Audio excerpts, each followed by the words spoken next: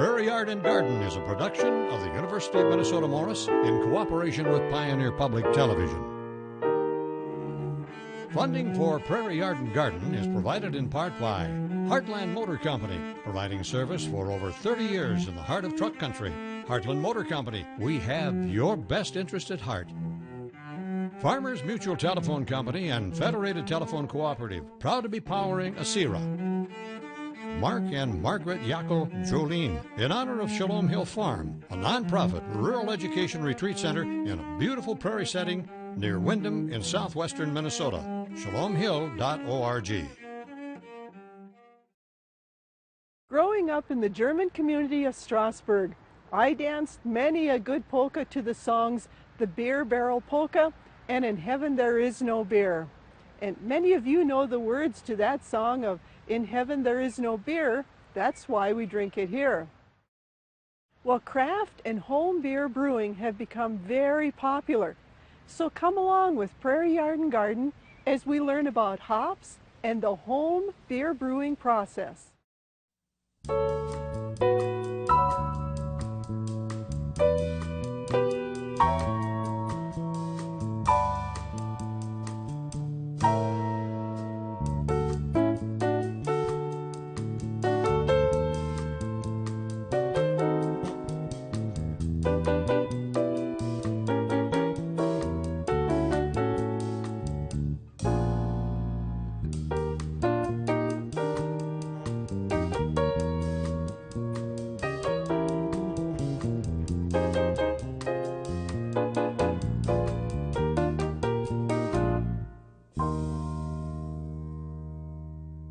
My son just loves visiting breweries.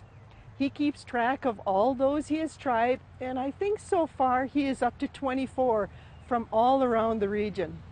But the number of breweries has just exploded as they've become so popular. Many more people are getting into growing hops and brewing their own beer. Today we get to meet John Mersch, who does both and is going to teach us about the process. Welcome, John. Thank you for having me, Mary. Tell me, what are hops? Hops are an herb that I think originated in Europe, and I've heard in the Far East as well. They're used in beer making to add bitterness, some flavor, but they really got their start in England. They also act as a preservative.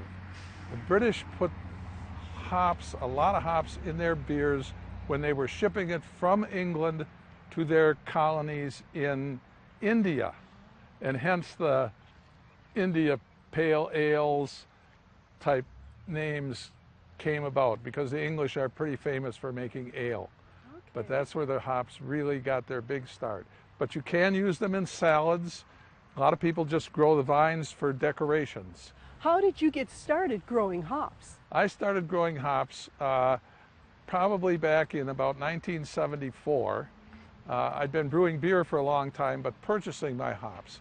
And in 1974, I was on a fishing trip, trout fishing trip with my father, and we noticed hops growing along the trout stream. Didn't think a whole lot of it at the time, but after getting home said, wait a minute, we could try transplanting those.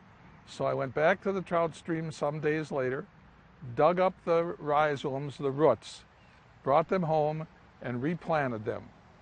And lo and behold, the next year, they didn't, because this was in the summertime, the next spring, the hops came up and produced not a lot, but enough for making at least one batch of beer. And hops are very prolific, and so they spread, they multiplied, and pretty soon I was growing enough hops for all my beer making needs, plus I was giving some to my brothers, some to my father, and now I give them to my son, who's also making beer. Are there different varieties of hops? There are many different varieties. There are too many to name. I would suggest that if somebody wants to know really the names of them, go online. And what you want to look for is what they call the alpha content. The higher the alpha content, the more bitter the hops will be, and that flavor will be imparted to the beer. There are also some hops that are known particularly for the aroma. They don't do much for the flavor, but they will add to the aroma of the beer. They'll smell. You can tell when you sniff them. So, are hops perennials? Yes, they are. Okay. You do at the end of each season, you go down to the base of the hop and you clip them off about an inch or two above. And I usually wait to clip until after the first frost. If you don't cut the vines back, they will not produce as well the following season. They're very hardy. Sometimes, depending on the exposure, like these that we have right here that we're standing by, I probably will not mulch. The ones that I have out by the lake, which are exposed to the wind and so forth a little more, I will just, the leaves that I've raked up in the fall, I will put over them. Okay. And then in the spring, clear them off. They're a vine and they grow like mad. They will grow as much as a foot a day in the beginning. And once they get going, they will go to a height of, if they have something to climb or to follow, they will go to 20 to 30 feet. I have some trellises in various places. Some places I just run some poles up and put strings, sturdy strings between the poles, and the hops will find that. Right. And so they'll just hold on and by themselves, they'll have their own tendrils. You don't have to... They'll curl right around them. How long does it take from planting until you can harvest hops? Planting new varieties, I try to do it in the fall. Because then they've got the full growing season. But if you plant them in the spring, even so, you should get some harvesting the first season. You won't get as many. The second and beyond, you will get more. They produce a little, they call them flowers. They really look like little green pine cones. They will start flowering probably in late July to late August. It depends very much on the weather. You can be harvesting as early as late August or as late as early October. And you can tell when they're ready. If you take that little pine cone thing and you sort of peel the petals back and you look in there, you can see the yellow powdery thing in there. And if that's in there and it comes off very easily on your fingers, they're ready to harvest. How do you prepare them for beer making? Well, there's a couple ways that you can do it. The first way I find is very time consuming, and that's drying them. You can get a dehydrator, put the hops in that dehydrator. The trouble with that is it takes a long, long time to dry them sufficiently. You want to, if you're going to do that, you want them to dry so that they flake apart in your hand. That takes a long time. Now I simply freeze them. I pick them, put them in a bag, a plastic bag, and compress them. Get all the air, as much air out of them as I can, and throw them in the freezer until I'm ready to use them. Now, how much sun do hops need to grow? Well, they need a fair amount of sun. It doesn't need to be full sun. They don't need all day sun. We have some growing here that probably get half day sun, and they do pretty well. If they're going to be in full sun, they need to be irrigated because they'll simply dry out. It does make a difference in the size of the flower you get. If they're dry and don't have enough water, the flower will be smaller.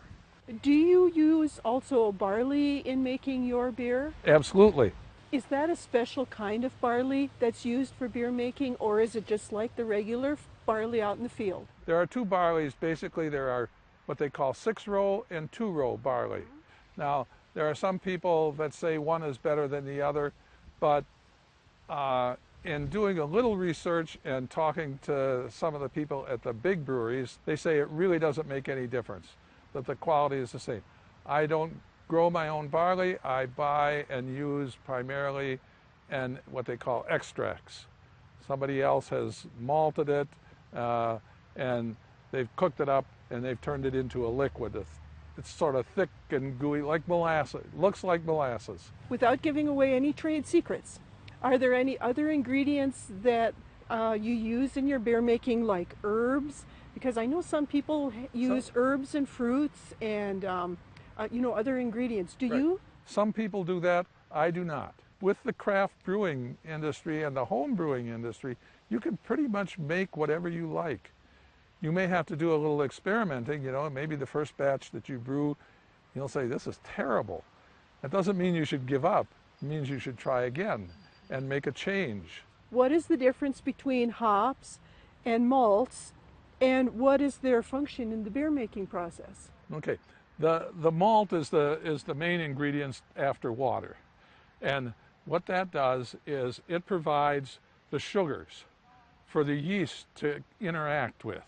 This is where you get the alcohol. It's also where you get some flavor. Yeast interacting with the malt, and there are many different malt flavors out there. And those are all made from barley then? They are all barley malts. Okay. John, a few minutes ago you mentioned that hops are used and it affects or controls the bitterness of a beer. How does that work, or what does that mean? Okay, what it does is hops are rated by what they call alpha content. And they will say, for instance, if you buy a Magnum hop, it may say that it has an alpha content of, I don't know, let's say 67. That will equate to, when you put it in the beer, something that they call IBU, International Bitterness Unit. And the higher the IBU is, the more bitter the beer. Although not necessarily, because it all depends on in combination with the other ingredients. Most of the beer that you're looking at in this country are lagers and pilsners. The big difference in them is the yeast, and not so much the yeast, although they do use a different strain of yeast, but it's when the yeast gets added to the beer, the temperature rate. Lagers, much cooler. Would you be willing to actually walk us through the beer making process when you do it? Sure. Okay. If you'd like to see that, we can do it.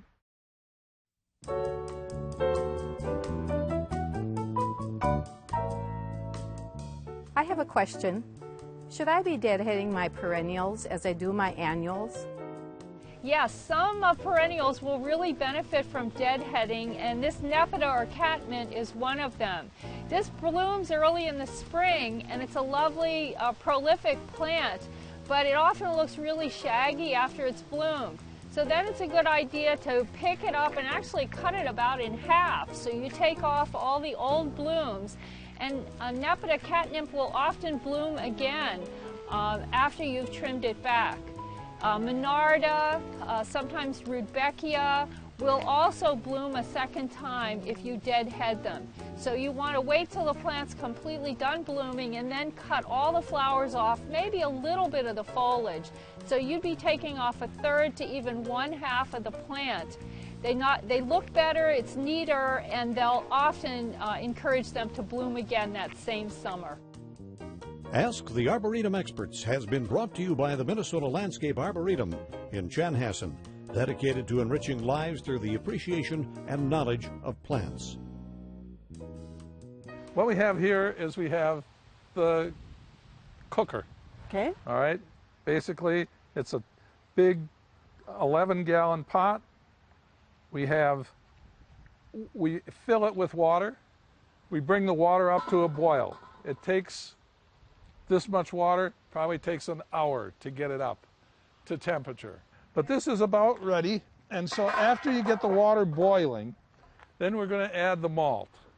And that's the first thing we do. And you've got, what, a couple of kinds here? We've got two different kinds. We've got what they call amber, and we have, this one is the, well, this is the amber, and then we have what they call gold. And we just pour it in here. Wow, look how thick that is. You bet, that's thick. So we just get this all in. And why are you using these two? Or is this is something that you like? This is because combination? it produces a flavor that I like. This is the one thing about home brewing. Okay. When you do home brewing, you can make what you like. Okay. I've found a combination that I like, and so that's what I'm making. And so then you added this to your water. Yes. And now we're going to rinse this out. If you hold this for just a second, Okay. because that's going to get hot when I dip it in the water. Oh, sure. Thank you. And we just do this mostly because we want to get all the stuff that's in there. And as you can see, because of the heat, we're shaking it up. It's getting full of air. Or not full of air, but it expands. Whoosh. That's probably enough for that one. Okay, now that we've rinsed out the containers, what's the next step? Okay, then we're going to take and we're going to stir it up so it isn't all coagulated on the bottom. Because I suppose that can scorch if... It would scorch it if we did that, right. Okay. So we give it a little stir or a lot, whatever it takes until when I can bring this up and it's running like this, then we know that it's mixed in. Okay. And we don't have to worry about it anymore. Smells kind of good. It does, doesn't it? It'll start to smell better. At this point, we're going to add the hops. Oh, okay. Or start adding the hops. The hops is a process that takes some time. We've got these palletized hops. I was noticing that, and I was wondering what they are. They are this hops plant here that has been dried and then compressed. You use a hydraulic press, and they squish them down until they're these little pellets. And so they become very concentrated. This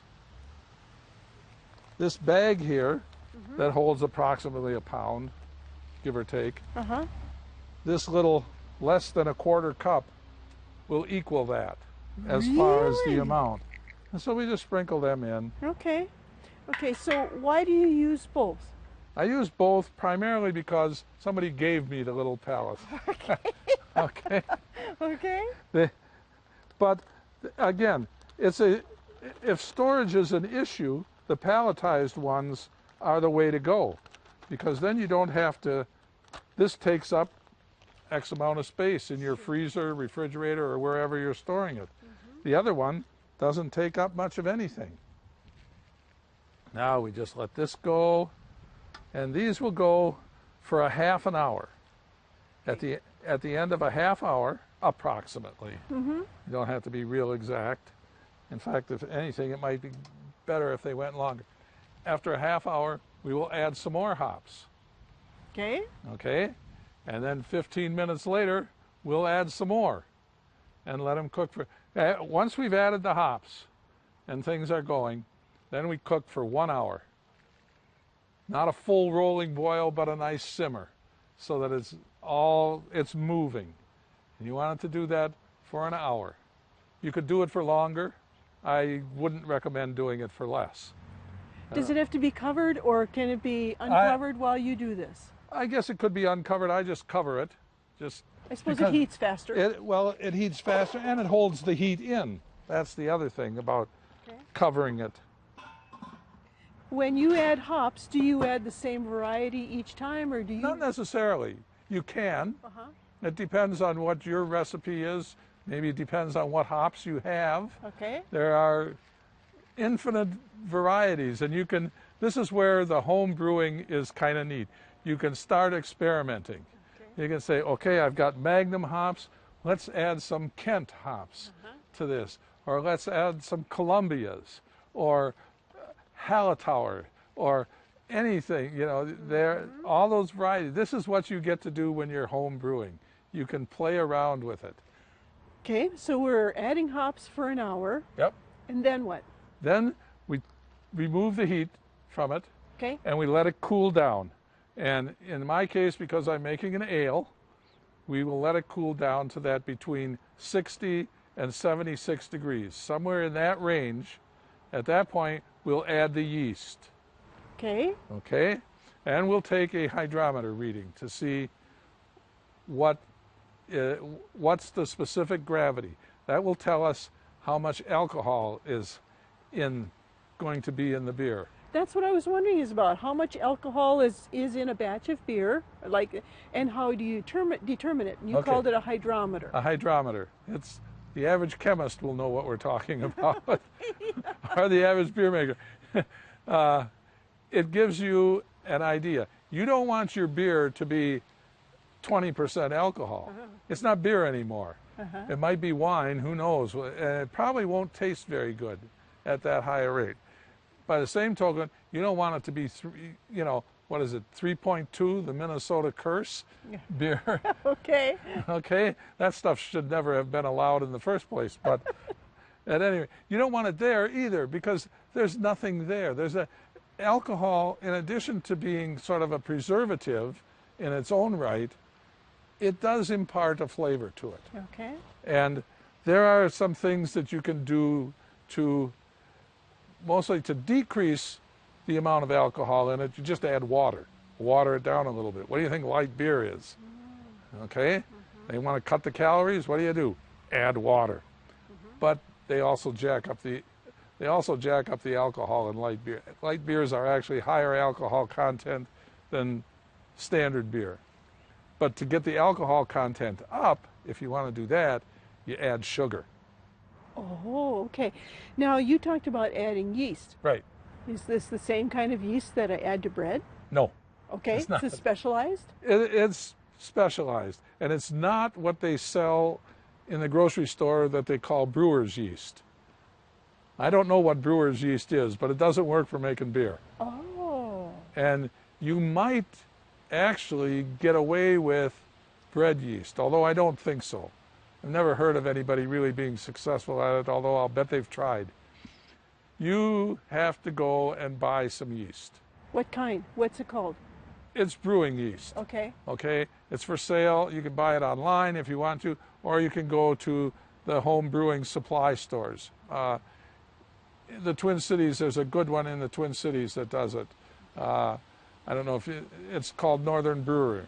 Okay. And they sell everything for a home brewer.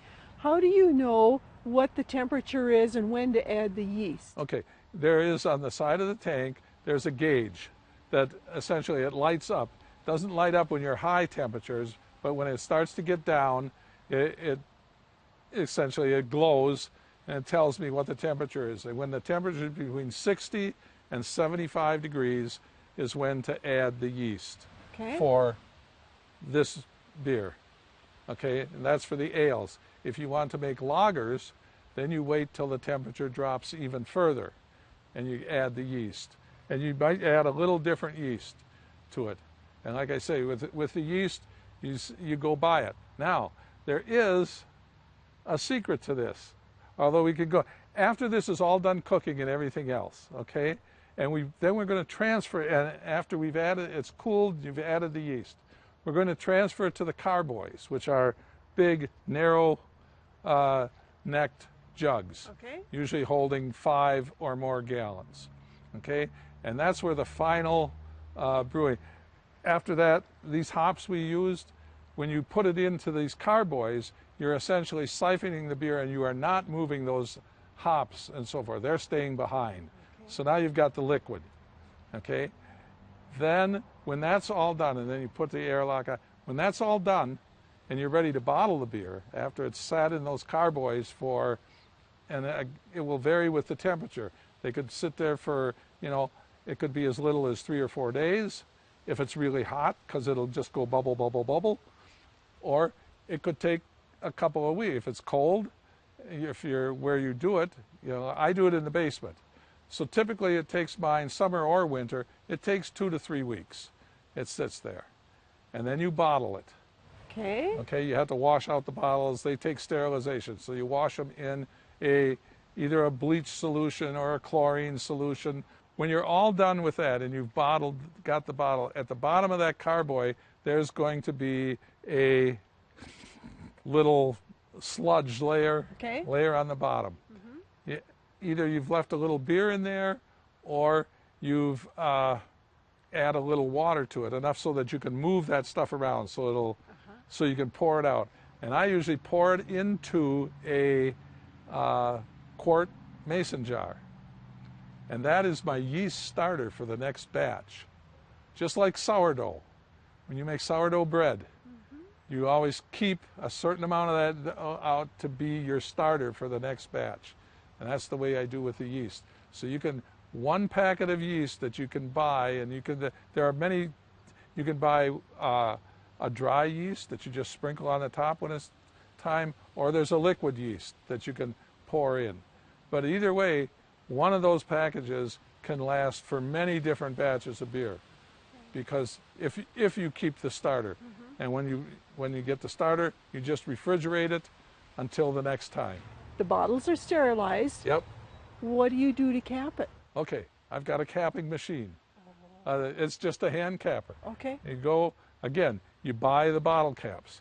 Before you put the cap on, or before you put the beer in the bottles though, you go to each bottle and you put in a small amount. In my case, I use 3/4 of a teaspoon of dextrose, corn sugar, in the bottom of each bottle before I fill it.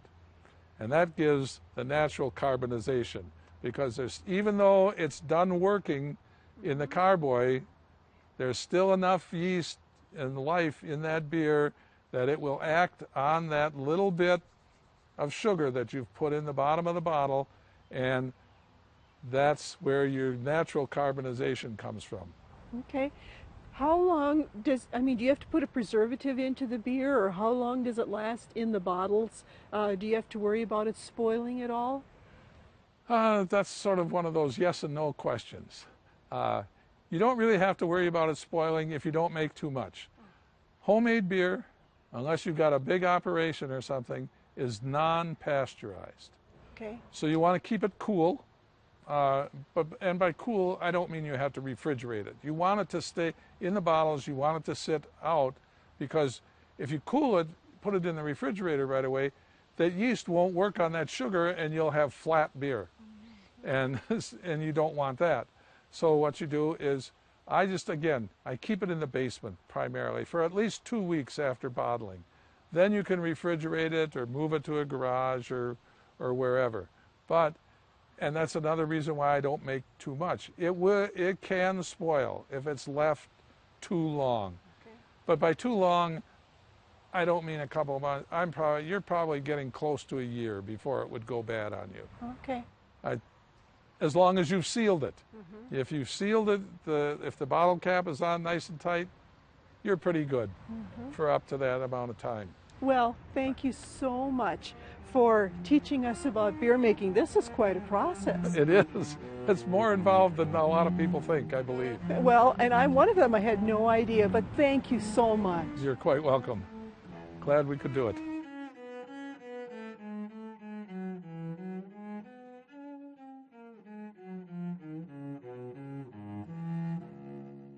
Funding for Prairie Yard and Garden is provided in part by Heartland Motor Company, providing service for over 30 years in the heart of truck country. Heartland Motor Company, we have your best interest at heart. Farmers Mutual Telephone Company and Federated Telephone Cooperative, proud to be powering ASERA. Mark and Margaret Yackel Jolene, in honor of Shalom Hill Farm, a nonprofit rural education retreat center in a beautiful prairie setting near Windham in southwestern Minnesota. ShalomHill.org.